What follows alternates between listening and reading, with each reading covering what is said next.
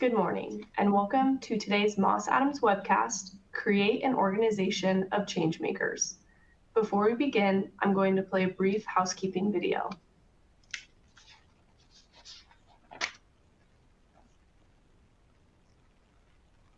Welcome and thanks for joining us. Moss Adams webcasts are designed to help elevate your business performance.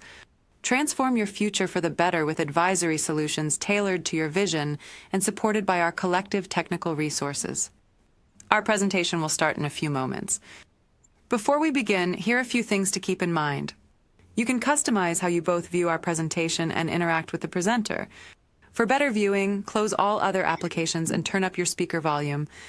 You can also adjust window size and placement or enter full screen mode using the controls at the top of the window or dragging the bottom right-hand corner to resize. At the bottom of your screen, you'll see a series of icons, each relating to a different aspect of our session. You can download the group attendance sheet and a PDF copy of today's slides from the slide deck and handouts widget. You can ask our presenter questions during the webcast by typing a question in the Q&A window and clicking Submit. We'll do our best to answer all questions during the presentation or follow up via email. If you experience technical difficulty during today's presentation, refresh your browser by hitting the F5 key. Today's session will offer you 1 CPE credit. To receive credit, you must meet the requirements as specified by the National Association of State Boards of Accountancy. You must attend at least 50 minutes of the session and respond to at least 75% or 3 of the 4 polling questions, which we'll ask throughout today's presentation. Polling questions will appear within the slide window. To participate in the polls, please click on your answer and be sure to hit the Submit button to record your response. We'll track your progress and alert you when you've earned CPE credit. You can then click the certificate icon in the CPE Progress widget and download your CPE certificate. Don't worry, if you can't download your CPE certificate today, we'll email a copy to you in 2 weeks. If you're attending this webcast in a group, you must complete our group CPE attendance sheet to receive credit. The attendance sheet is available in our slide deck and handouts widget. Please have all group members sign it and send only 1 sheet per group. Also note that CPE credit only can be awarded to participants registered as themselves and isn't available for participants who view the on-demand version. As a reminder, the presentation you're about to see is not legal, investment, or accounting advice. We encourage you to seek the counsel of a professional service provider to apply this content to your specific circumstances.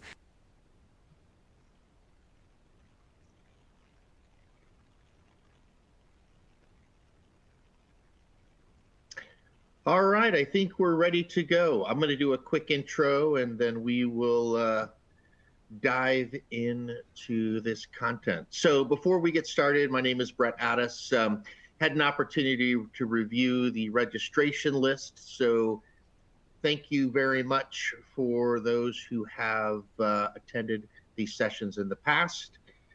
Rich, I see your email or your text. If anyone else has any problems with hearing us, please let us know. Rich, you might need to log out and log back in. So I lead our human capital practice at Moss, and I've been in the workforce HR talent industry for just about 30 years, and really excited about this topic. And I actually say that about all my topics because I'm really excited about them all. But this one specifically is a really important topic. Been talking about change management for a number of years. It is probably one of the most, I would say, underutilized programs that organizations can to deliver to really drive better business results. And being underutilized really is because, one, it's a program that people think about but aren't quite sure how to do it. Traditionally, they may not have the right resources who are trained to deliver types of change management services, and there's multiple of them, which is probably the other reason that it gets a bit confusing. But in reality, when you really think about the value of change management, I mean, it really is focused on helping organizations shift their culture, their mindset, their expectations of their employees, and the work that they actually do. And so when you think about the value of yourself and gone to others, this is really around not only how you change yourself, but how this impacts your customers and their customers, et cetera. So we're going to dive into some of these slides. I will tell you there's a bunch of them in here. As I think you could probably tell already, I don't need a lot of slides to talk. So I might skip a few. You will be getting the full set after the session.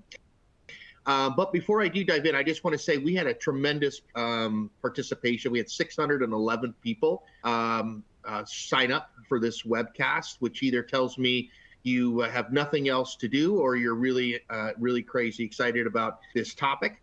But what also is really interesting is that, when you look across the registration list, which I know you can't, I bet you we are touching every industry out there, which does let me know that if this is a topic that you all are interested in, this is not a siloed industry-based, issue or concern, right? This is something that all organizations really need to focus on and move forward. So during the session today, we're going to talk about a few things. The first is really about what is change management, why it's important, the value of change. We're going to also talk about some of the key programs that change management offers, one of them being a Change Champion Network, which again is probably an underutilized program within the change process. It really doesn't help, which not only helps drive change, but also continuously reinforce and sustain the change way past when a change quote unquote ends, because it really never ends. We're also going to talk about some interesting leadership skills. I think is a lot of organizations look to resource these change management efforts. They often look at I would say the wrong capabilities, right? I mean, in order to be a change leader or a change champion, it's really around influencing, and it's really about collaboration and bringing people along with you. It's not always about the title leader. And so we're going to talk a little bit about what some of those leadership skills are as we get into this. And then I think the last piece, which is probably one of the most exciting, is really thinking about how we leverage change management to foster a culture of innovation and resilience. There's so much change going on. I could speak for 10 hours just about shifts we're seeing in the industry and the marketplace. But, I think this is really one of the key questions that I get often from clients, is really around what does it mean to change from a cultural perspective? How do we innovate? How do we become more resilient, not only within ourselves, within our market? So let's dive in. I'm actually going to start out really quickly before I get into some of these topics with just an open question. So if anyone's willing to share, you could just put yes or no in the Q&A box. How many of you all are experiencing or are starting or thinking about an initiative that requires you to implement a change management program? And I'm not going to call on you. It's just a quick poll that I'd be interested in seeing. So you can go over to the Q&A and type in yes and no. And I'm going to give you about 10 seconds to do that. And then I'm going to continue to move forward.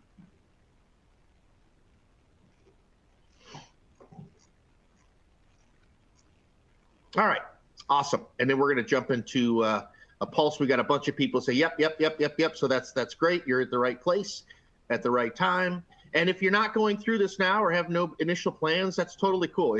This isn't something that you have to have an initiative for. Sometimes leading change is just about learning how to lead people. So let's dive into some of these things. So I talked about earlier, we're going to talk about some of the fundamentals of change, talk about change agents.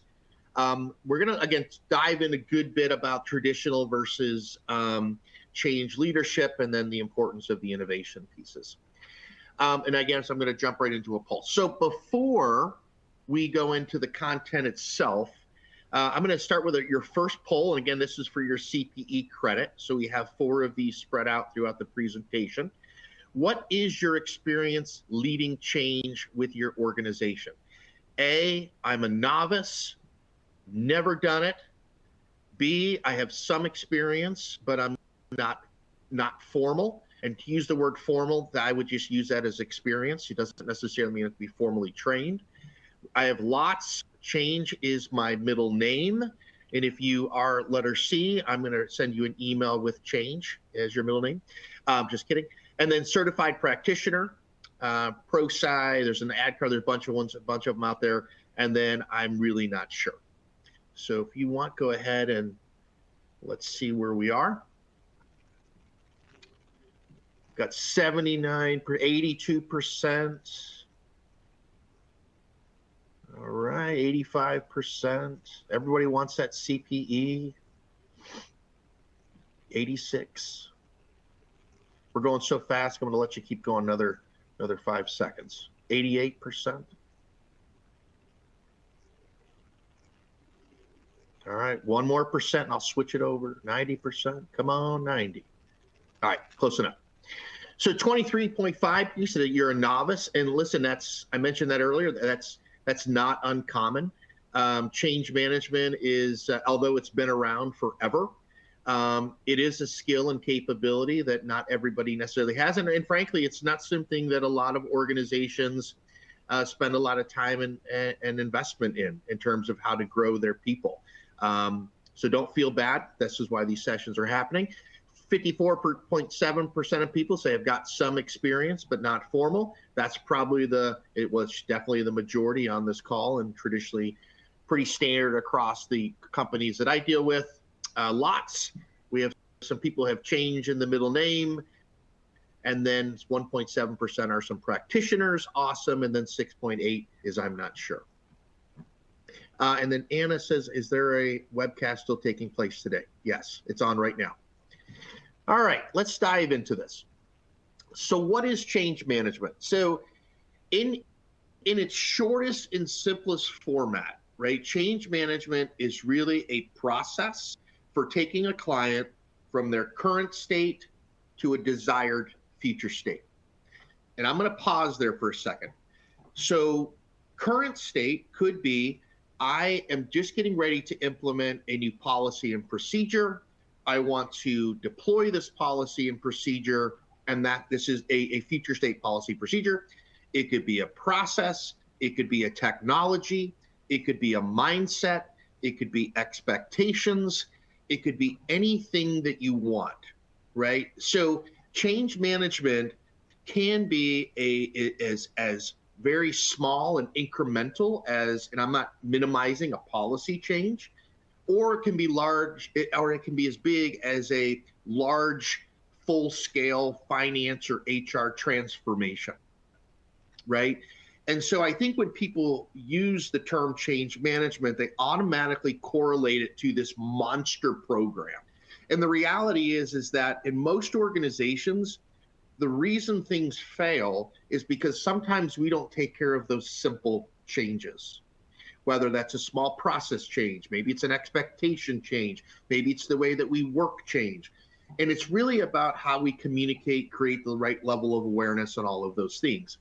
You know, change methodology, and I'm not going to read all this content here, you'll get this, but really change methodology is our approach to do that, right? It really talks about, is do we understand what the change needs to be? I outlined what those are, policy, process, et cetera.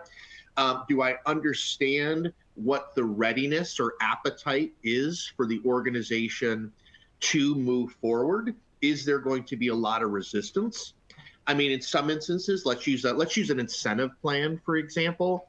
You know, if you're going to shift the way that you're paying people, and automatically they start seeing that the incentive plan has gone from 10% to 5%, and with no explanation, they're probably going to be pretty upset. Now, what if you haven't told them correctly that you're also implementing a new long-term incentive plan to make up for that additional money, that might shift the paradigm a little bit. But so the approach, you've got to make sure that the organizational is understanding, that they're ready, that they are clear, which gets into the communication and awareness aspect, which is how do we inform people of not only what's coming, but what they need to do. How do we engage them throughout the process, which we'll talk about from a change champion perspective. And then I think, and training gets into that aspect. And then I think the last piece really is probably the most important, and I kind of alluded to this earlier on. Change management is not a process that ends. Change management is a process that needs to be fed, it needs to be managed, and it's something that is going to ongoing need to ongoing occur, whether that's performance management changes, again, whether it's incentive plan changes. You're always going to have to be communicating and educating people, whether it's a new person coming in the organization, whether someone's shifting roles within the organization, about what the change is. And that's probably one of the biggest mistakes that companies have is, hey, I've just gone through and implemented this great new solution. Bam, let's stop change management. I don't need to train people, and I don't need to communicate people. I don't need to do anything anymore. It's just going to move on as status quo. The reality is that things like technology is constantly innovating, constantly updating, and those innovations and updates need to be communicated, in some instances trained. So this is it's a mindset, right? Change management is a mindset about really looking at the long-term goals and making sure that you have an end in mind, and that you're putting all of the right programs and what I would call change management processes in place to achieve that long-term outcome. And those could be business outcomes. There could be several of those, which we'll get into here in a little bit. The next piece I also want to talk about is, I kind of alluded to this earlier, is what is change management, what's not?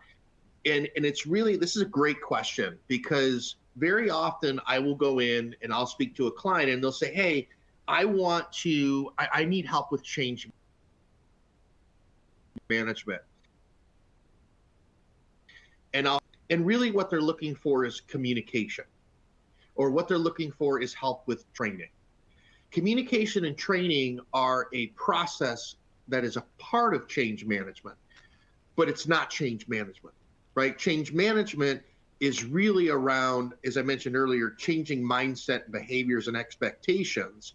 The communication and training is a vehicle to make those things happen. And so it's really difficult when you start to split these different elements of change management out. For example, I can't go in and really assess the organizational readiness, define key stakeholder change, understand their impacts, and do all of those things. And then what would be the point of me not communicating and doing training? There wouldn't be a point. Or vice versa, I can't communicate and I can't train unless I do all of that other upfront work. So there's a lot of misconceptions about, hey, I can come in and bifurcate the way change management is managed. Now, that doesn't mean that communication can't be done something that could be done separately, or training couldn't be done separately, but you do have to do some upfront work. The big question here is, are the results going to be the same? And the answer to that is no. I can train somebody on technology, but changing their mindset and the way they work is much broader than just how I maneuver keyboards and a mouse on a screen. And so I think there's just a big misconception in terms of how we really look at change management and its proactive value in terms of meeting some of these business goals. And so when we look at kind of the change in its totality, and I outlined some of these earlier, right, it's really a set of process, tools, and techniques to manage the people side of what these changes are, right? And I'm sure you've all gone through scenarios where you have seen resistance right out of the gate. And most time resistance isn't because people don't want to do it. It's really because they don't understand what it is. They don't understand the impact it's going to have on them, or their team, right? And so this is really where the change management piece comes in. It's also, as I mentioned earlier, it's around the mindset and the expectations and the behaviors of people, but also it's about processes, systems. Change management also is used in mergers and acquisitions,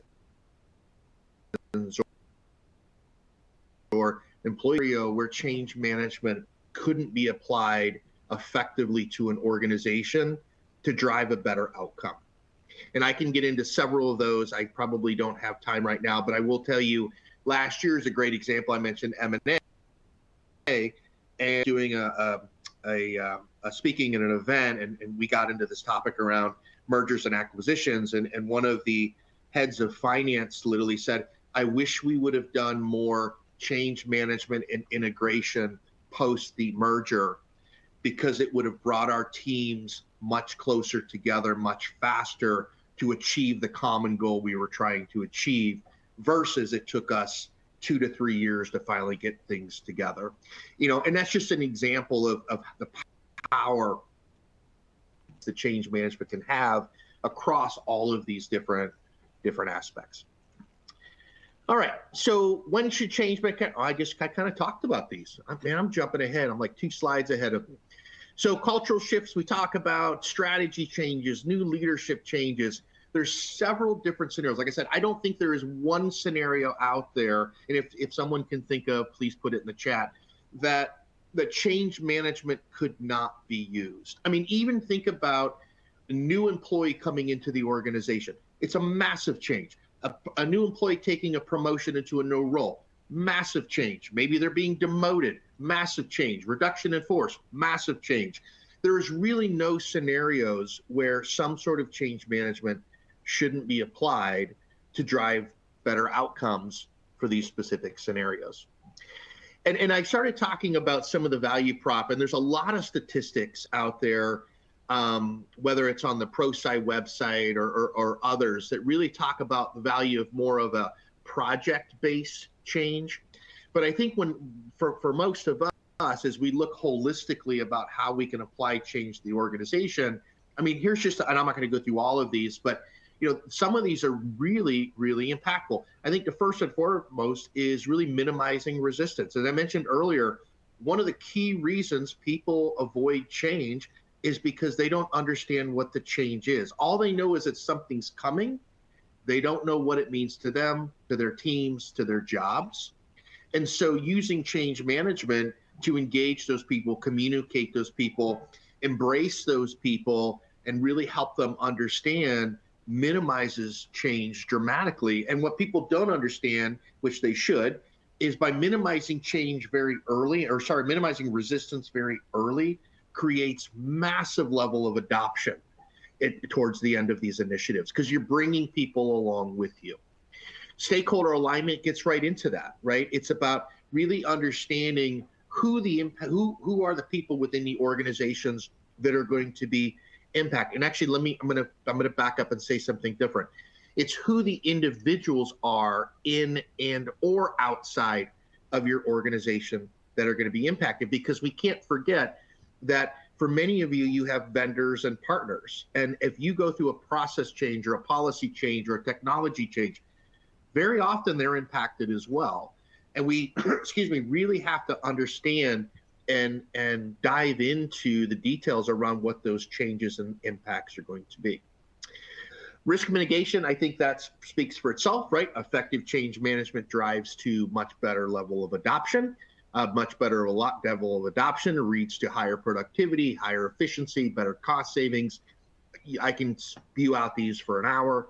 And then, of course, the consistent communication and reinforcement. So these are just some of those key value prop that I would say are that you're going to experience if you really deploy this in a meaningful way. And again, coming back to my point earlier, there is a method to the madness for change. And when you start to go in and you bifurcate and split it up and tear it down and focus on certain pieces, you know what? You focus on a small piece, you're going to get a small piece. You can get a small result, or you're not going to get a result at all because you forgot to do all of the hard work for the other ones. So some of the common challenges that we see as we go through the change piece, and again, I'm not going to go through all of these, but I think one of the first one is lack of leadership support. There's a term that I used to use years ago. I guess I still use it. There's a big difference in the term I sponsor something and I commit to do something. The other great word people use is they have bought in, right? Buy-in to me is a purchasing decision. I am committing to spend the money to do this project or initiative. That's not really commitment. Sponsorship is just saying, hey, I'm going to get up and I'm going to help cheerlead this, but I'm not really going to necessarily get involved. I'm just going to stay up here and kind of figure out what's happening. And if you need me, I'm around. Where commitment from leadership is really around an investment of time, investment of resources, and investment of money to make sure that their goals are being achieved. And very often when we go in and we do a change management project, one of the key things we start with is, are you committed to this project? Are you going to be on the status calls? Are you going to be embedded in helping us with the communication, helping us do this, helping us do that? Because without the leadership support, we get nothing. Now, I'm not going to go into the whole groundswell versus, hierarchy down, but the whole point is in most often changes need strong leadership and leadership support. The second one I'm going to touch on is the scope, unclear scope and objectives. I mentioned this earlier, so I'm not going to do it again. This is just a reinforcement point, but a lot of people don't understand the change. And so it's extremely important to ensure everybody understands the scope of the change. Now, some of you are probably saying, well, the change is confidential. We're not ready to communicate the change. People don't need to know the change. The reality is people are going to learn about the change a lot faster than you think they are. And when they start hearing about the change, that poses questions of the change. And if no one has answers, people create their own answers. And those answers probably aren't right. So new perceptions surface. Once those perceptions are set in place, it's really hard to back out of those perceptions. So I will tell you, from my experience, anytime you feel comfortable and really sharing the change, the scope, the outcomes, it's a much better result. And then the other one I'm just going to touch on really quickly. There's two really. One is change fatigue. Organizations are going through massive change. We know that. Yet you do have to be sensitive to this. This is bad, right? I mean, the organizations will slip into a stage where they will just stop adopting things. They just don't have any more capacity. And so you have to really start looking at what are all the other competing priorities that you have in place to ensure that this is successful. If you're rolling out 6 things at one time, people are probably only going to consume 1, and the other 5 are going to take a lot longer than you thought they would. The other one I'm going to just touch on really quick, I'm going to move on, is resource constraints, roles and responsibilities. Resource constraints I mentioned earlier. Most of these projects are way understaffed or staffed with the wrong people. So it's just really critical that not only we staff them correctly, but we do have a clear line of sight into roles and responsibilities. All right, next polling question. What are some of the challenges you faced with change management in your organization? Resistance to change, leadership support, consistency with communications, employee engagement, resourcing, change fatigue, or all the above? 9%. And I'm going to assume most of you say G, all the above.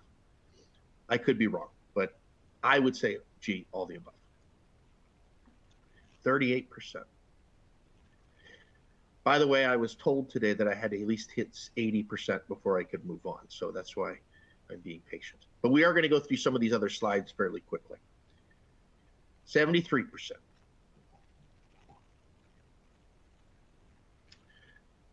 Excuse me. 82%. All right. 5 seconds. Everybody's clicking. All right. Let's go ahead and move on. 24.7% said resistance to change. That's interesting. It's actually fascinating. I don't disagree with that at all. Oh, I just got a text. She said 70%. So next time I'll go faster. Thanks, Talia. I do think resistance to change, but I also think the reason for resistance to change is because we don't have leadership support, consistency with communications, engaged employees. We have the right resourcing. Our people are overwhelmed. And so I think that resistance to change is an outcome of many, many things. And then the other big one here was all the above, which I completely agree with. I think all of these are a main driver for that. So thank you for taking that. All right, so let's talk about building a change network for a little bit. Just quick poll if you want. How many of you have used Change Champion networks in your change efforts? You can just put yes, no, maybe. We're not going to do anything serious. I'm just curious. So the reason I'm asking the question is there's actually a couple different change networks that traditionally that I will implement when I manage these large projects. I'm getting a lot of mixed yes and no's, yes and no's. And we'll get into some of the value proposition here. But there's really two types of change networks. There's what I would call kind of your community network. And your community network could be really, it's, let's just call them your frontline workers, right? And many people are like, well, why am I, it's really the people who are out there interacting and communicating and socializing, collaborating, you can use any other adjective you want, with multiple people day in and day out, right? And it's really important that we leverage these frontline managers, supervisors, and workers, because ultimately, when you think about change, as much as you want to drive change down, unless there is a swell of adoption coming up, it's never going to last. And you need people to support, reinforce, communicate, talk about the value all the time, right? So this is group one. This is kind of your frontline change champions. This could be people, again, from a technology perspective, process, it doesn't really matter. It's the people who I would say are interacting with others the most. The other big group of people is really what I call your executive sponsors. And the reason that this group is so important is because of the reason I mentioned earlier, is most often change fails from the top. We have buy-off, we have sponsorship, but we don't have commitment.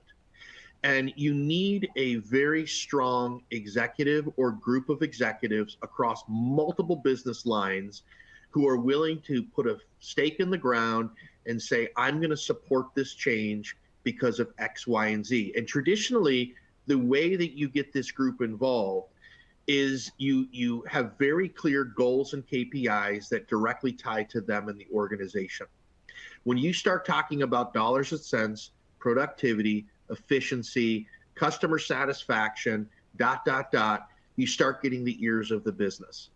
And you've got to get them embedded and ingrained in this process, because they will also help you, one, pull out some of the resistors and turn those resistors into supporters who are below them, but also their peers. If we don't have that right level of executive support and executive to executive conversation, it's extremely hard to get that level of commitment. I love to hear people say, hey, you need to manage up, but you're only going to manage up so far. And you need to have some of those anchors in place to help you be successful. So let's talk a little bit about leading through change. There's a number of different change curves out there if you haven't had a chance to look at them. But one of the things that I like to talk about, and I'm just going to use this as an example, because I talked about some of these earlier, and I'll highlight a few. But if you could notice where the star is on the left-hand side of your screen, and how the green line kind of comes down and dips and then moves back up, right?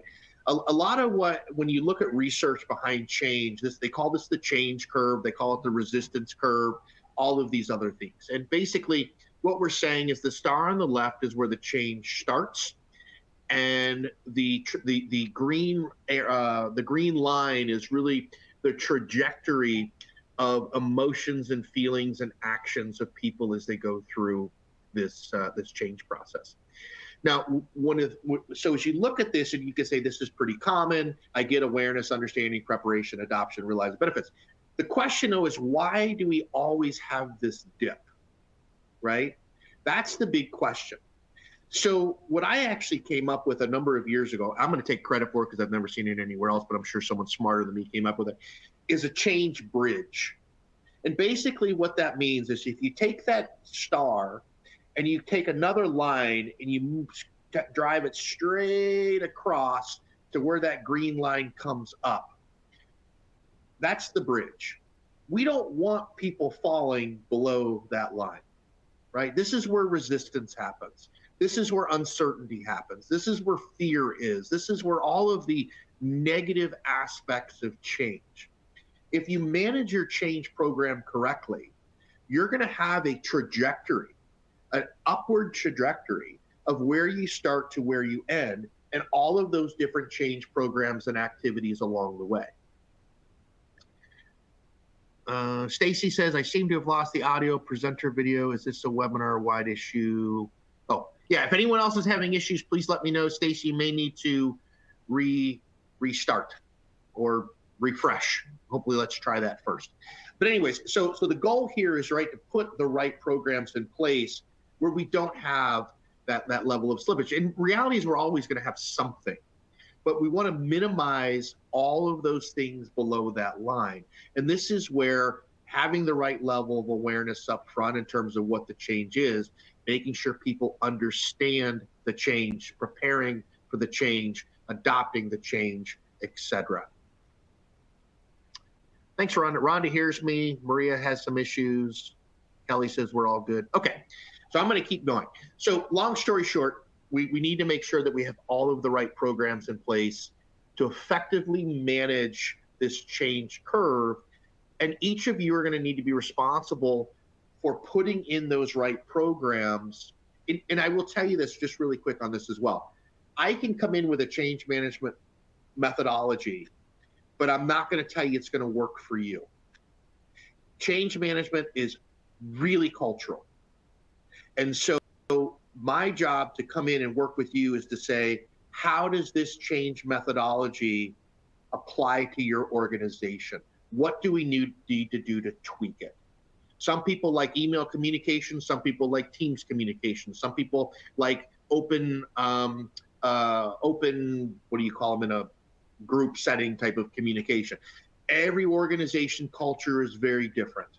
And so we have to make sure that we adjust those activities and programs to meet your needs. Otherwise, we're going to get resistance from day one. Elaine says, how do you measure whether a dip below the line happens? Great question.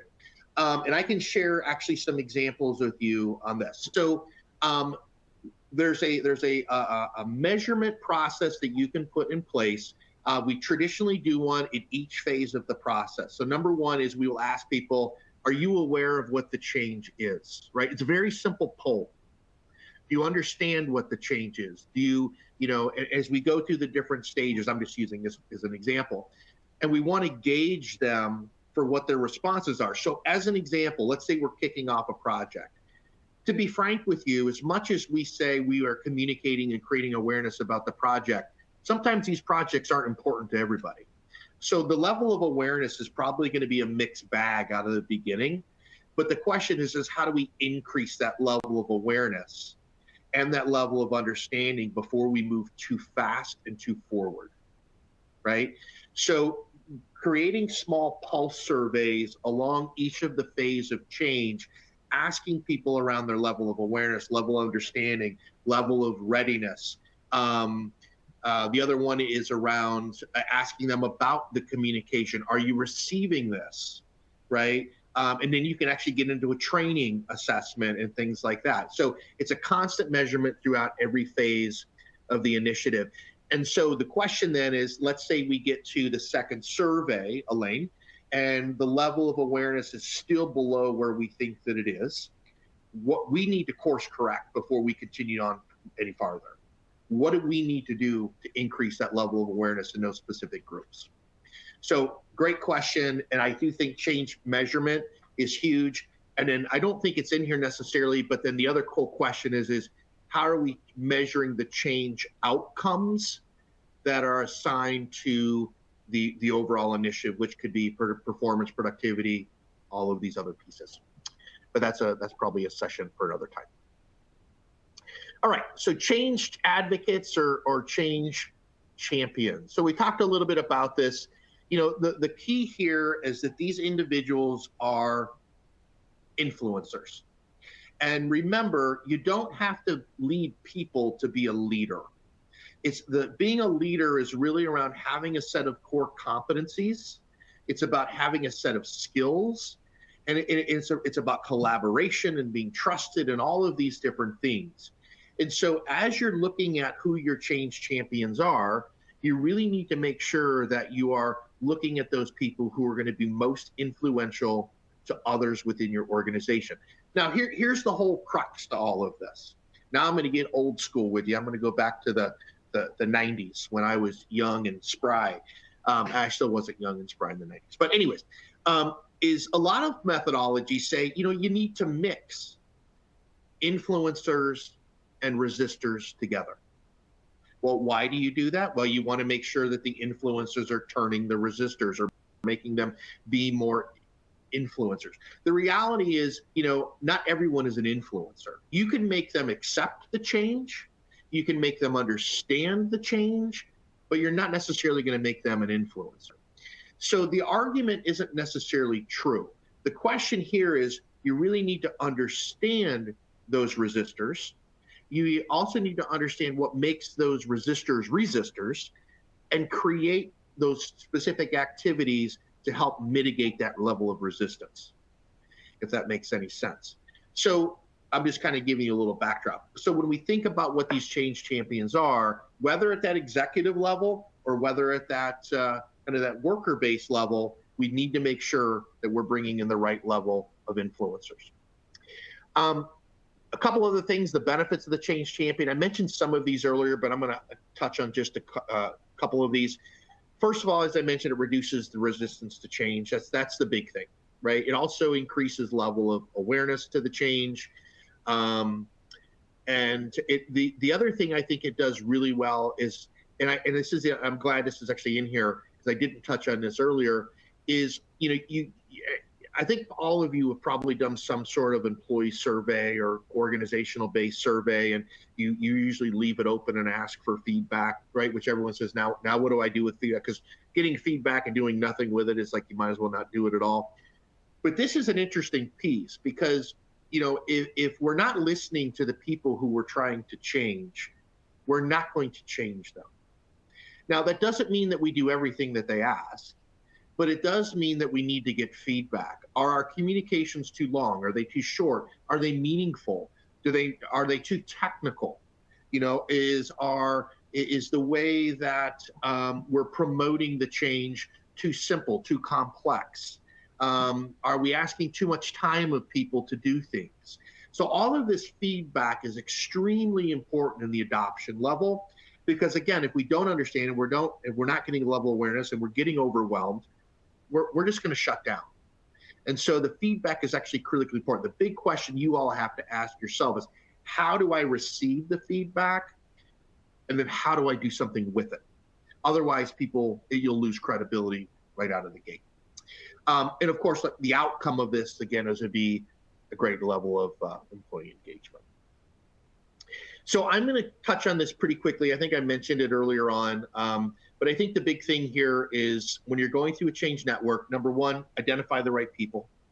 Number two, identify a change strategy. Not all of these are in here. I'm ad hocing some of these. Make sure you have a change a change network strategy. Have clear goals, clear KPIs, and clear roles and responsibilities of what you want these people to do. Otherwise, they're just going to run around in circles, right? The major thing is get them included very early in the communications to help them drive awareness, set goals and KPIs for them to make sure they're delivering upon these things. In some instances, on big projects, we've actually tied these individuals' change champion interaction with their own goals and their performance, right? So there's a lot of creative ways to get people to do things. Maybe it's even incentive bonuses and things like that.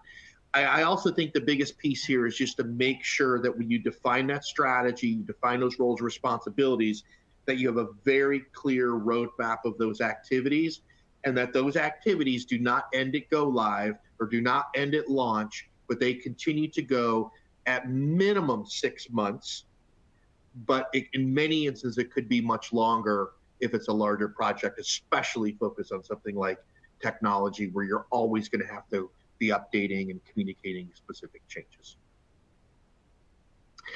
I talked about this, so I'm going to actually skip this, I think. It's the influencers, the problem solvers, the role models. I'm not minimizing any of this, but I think that you get it, and you'll get this slide. This is actually an interesting slide. There's actually two parts to this. You only see one, and then I'll kind of outline for you what the second page would have looked like. But basically to in terms of a change champion or a change management plan. One of the things that traditionally you do when you start a project is you create a charter, you do all of these other things, you create goals, KPIs. Well, it's no different from change, right? You need to make sure that you have a strategy in place, goals set, KPIs to measure yourself against. But the other big thing here is what a simple plan like this helps to do is outline not only the strategy and the purpose of the change, but what's being changed, what are the expected outcomes. This is something that I used to use for an executive team where I would say, hey, this is what I need from you, Mr. or Mrs. Executive, and do you commit to this? And then timing, right? It's very, very simple strategy. On the other side of this, it would be a much more detailed plan of what the activities are based on phase, right? It also could outline a lot of the competing priorities that we would need the executive team to help us navigate, or challenges that we would need the executive team to navigate. A lot of times we use a slide like this, and we call it a walk-around deck, which is where the change sponsor would have a slide and literally would have it in their hand, and as they go sit down and talk to other executives, they would have a very clear picture of what the change is, the expectations, the outcomes, and all of those things. But this is another piece where you can use this with the change champion teams to do the exact same thing. It's making sure that we're giving them the right narrative to drive that level of awareness to support the increase in understanding of that workforce. Okay, so there's a lot of words here, and they're really small. So I'm not going to go through all of these. This is just a sample plan, and you can see that we've got the dates on the top and the different phases. In this instance, we use the initiate, drive, enable, and activate methodology. There's several methodologies out there. We could probably do a whole nother session on different change management methodologies. I will tell you that the best change methodology is the one that works best for you. And I'm not trying to be flippant in that. What I really mean is that, I actually view change management as I said this earlier, it's organizational and it's cultural. And you can take a lot of different content from various, so some of these various ProSci and other formalized programs, and really build your own. It's not that complex. You don't need all the detailed measurements and all of these in here. I'm not saying that they're bad, but I'm just saying usually no one ever uses them. But you need to create what's right for you and the phases that's right for you based on your own resources and capabilities. Jessica, if you don't mind me saying your name, how does the approach differ if the change is small within a function as opposed to the cross-functional impact? Great question, actually. The whole process can be followed from beginning to end. It's just really a much smaller version of that. So as an example, you still want to have a change strategy. You still want to make sure that you are understanding and creating awareness within that team of what that small change is. Let's just say it's a small operating procedure within your accounts payable process, right? That team needs to know. They need to understand. They need to be aware of it. They also need to understand what's expected of them within that change. Maybe there's a shift in roles and responsibilities with a different team. You still might need to do some training, or you will need to do some training. But well, I guess you may not be. But you may need to do some training on that. So it's really not about the process or methodology. It's really about your ability to flex it based on the size of the change. But in theory, you should be able to go from beginning to end with that. Now, one of the questions, Jessica, that I would ask is, does it merit a change champion program? Does putting in place a small policy change? And I would say that, yes, it probably does. It's just going to be a very small level, right? So who are the core people who are on the project who can also help advocate for that? So it's not necessarily a group of different people. I think it's just leveraging people in a different way to accomplish that same task. I hope that was helpful. Great question, by the way. All right, equipping employees with some of the leadership skills. So I mentioned very early on, and I got 10 minutes left, so I got a bunch of slides I need to go through. So I'm going to haul through this. So in short, when we think about some of these leadership changes, as I mentioned earlier, all people leaders are not leaders, right? Not all people leaders are empathetic. Not all people leaders coach. Not all people leaders mentor or influencers, all of these things. And it's really important as we think about looking at the leadership that goes into this, is that people have the right ability to align the organization. People listen to them through communications. They're able to build trust and credibility amongst others. And we can go through a whole nother leadership type of development on this later on or in more detail. But this is just, it's a really important piece as you think about the resourcing of these change champion groups. You don't just want to throw 20 people to hit a 20 people number target on the team size. You got to make sure those people are the right 20, or it's just not going to be successful. Some of those core leadership skills, I think I've talked about some of these earlier: conflict resolutions, emotional intelligence. Honestly, when I look at a lot of the skills and capabilities on the left, I don't look at these as just a skill for change. I look at these as the skills and capabilities to be a strong leader in general, whether I am a people manager or not. So, I think if you use your head and really understand the people within your organization, see how they interact with others, you're going to get a pretty good sense of who those people are. And I also want to just say this again, it's not about level, right? You can be a very strong influencer as an executive admin or an admin than you can as a CEO, right? So don't look at it by job title, don't look at it by status, don't look at it by level, look at it by the individual and the results that individual is going to make. And then again, earlier on, I think I touched on this a little bit in terms of mindset shifts. As you go through the change process, and I will just say this, and people don't want me to say this, but I'm going to say it anyways, change is hard, right? It's really, really hard. Yes, I think we have one more polling question. And you've got to make sure that you've got the right mindset in shape or set around ownership, resilience, continuous learning, etc. All right, these are some change tools. You guys will get those. I'm going to skip this. Let's go to the next polling question. What do you think is the most important factor in empowering your employees during organizational change? Providing clear roles and responsibilities, offering ongoing training and development, creating open communication channels, developing a supportive culture, developing resilience, all the above.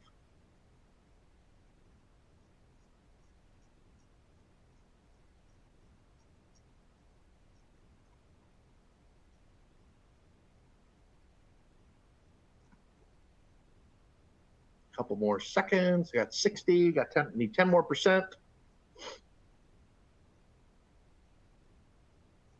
And then I'm going to roll through the next slides because I think I got one more thing, but these are going to be quick. All right. So the top response is all the above, and I couldn't agree with you more. Next highest is 13 at providing clear roles and responsibilities.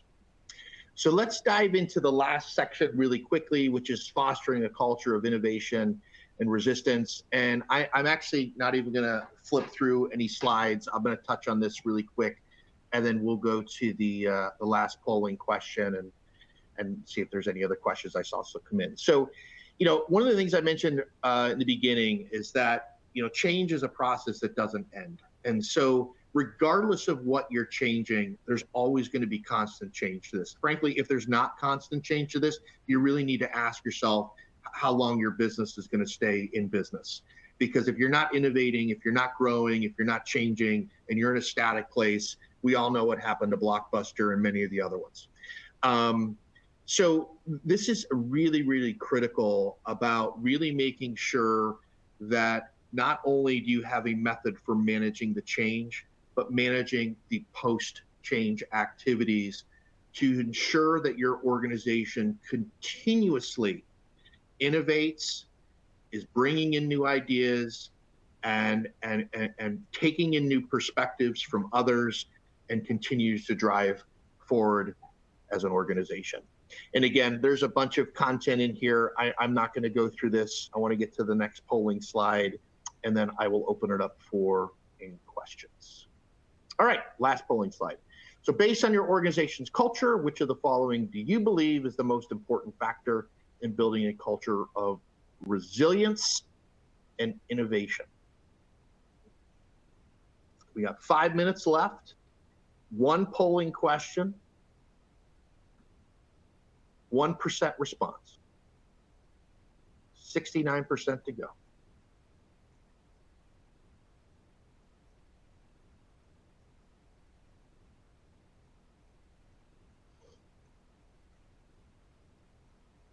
Encouraging risk-taking, promoting cross-collaboration, continuous learning, open communication, flexible work environment. All of these have some sort of change management component, and each of these we're seeing today as constant changes in organizations.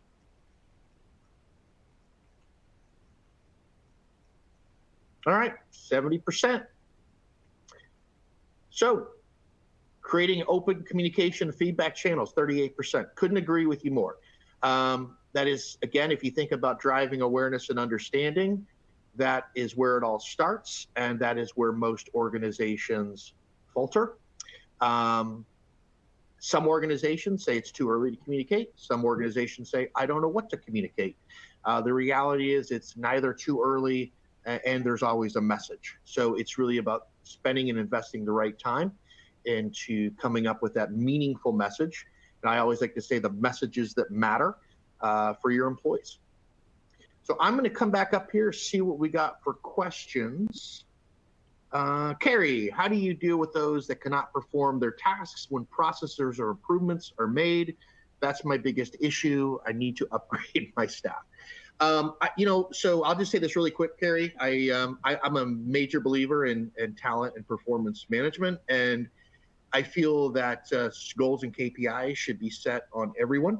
And in this instance, when you look at some of these tasks that aren't being done, that is a performance management issue, which I'm assuming is resulting in inefficiency and effectiveness, So that's a big area that I would focus on, and really making sure you've got the right goals and KPIs to manage your people. Rich, you will definitely get this presentation. Any other questions? I don't know what this is. I'm just scrolling down through here.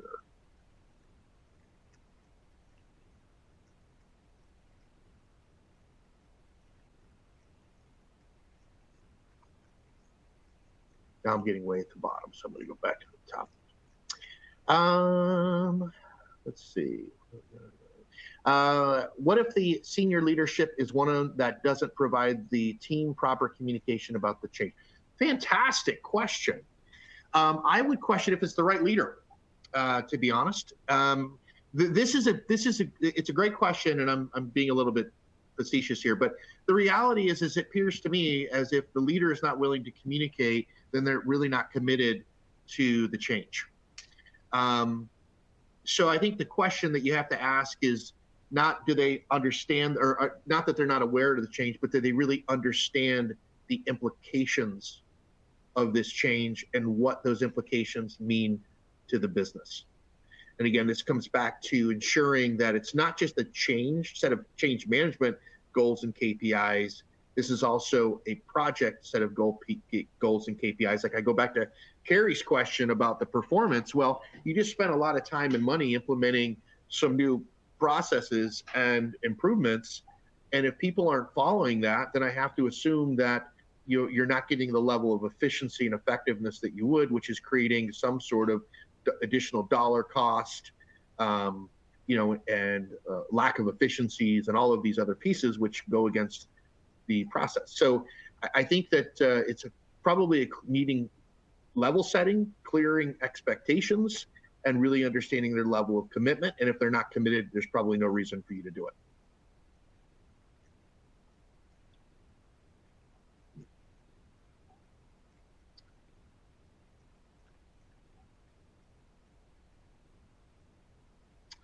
All right, well, it is 2 o'clock. Thank you all for your time.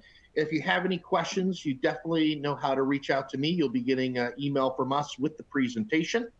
And with that, have a great day. Awesome. Thank you, Brett, for a great presentation today. If we didn't have time to answer your questions, we will do our best to follow up with you after the webcast. As a reminder, if you attended today's presentation in a group and would like to receive CPE credit, you must complete the group attendance sheet found in the slide deck and handouts window.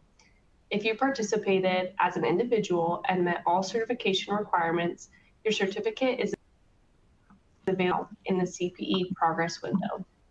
I'll keep the webcast console open for a few minutes to give you time to download your CPE certificate. A copy of your CPE certificate will be emailed within 3 weeks should you have any difficulty downloading it now. Here's a link to an online survey where you can provide feedback for today's presentation. Please take a moment to complete this survey as your feedback is very important to us. Please also visit mossadams.com for future webcasts and other resources to help elevate our performance upward. Thank you for joining us, and we hope you'll join us again next time.